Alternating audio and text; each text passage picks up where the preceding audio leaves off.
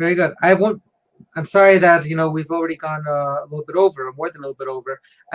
I have a couple of questions, a couple of personal questions, if that's okay. Sure. So you mentioned you were talking about the linguistics, about how we know that that chilozim means snail. First of all, I found out, interestingly enough, a little while back, that just like limtza, right, limtza means snail in Old French. In Italian, even today, the word lumaca also means snail. So lumaca and limtza sounds very, very, very similar.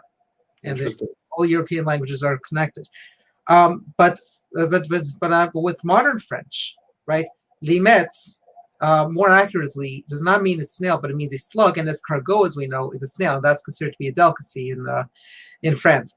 I'm curious to know, because you mentioned you saw this in an Old French dictionary. I'm curious to know if you have the Old French dictionary on hand, so that we can see where the word limtza translates as a snail. Also another thing, shablul, more accurately means a land snail as opposed to a sea snail. So should we be concerned about this diuk?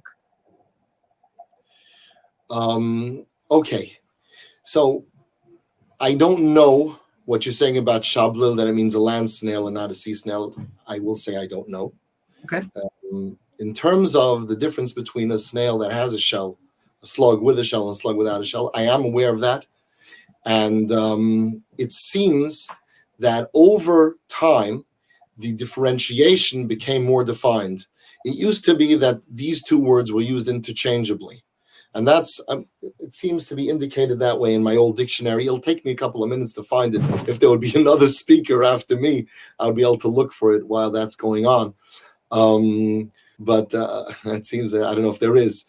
But yeah, in the old French dictionary, it does say that generally, I think there's a difference between Limtza and Limtzon. And generally, one of them, I don't remember which is the one and which is the other, but one of them usually refers to one with a shell and one not, and it's not always used that way. And that's something that has developed later, and originally it was more freely used interchangeably. Okay, very good.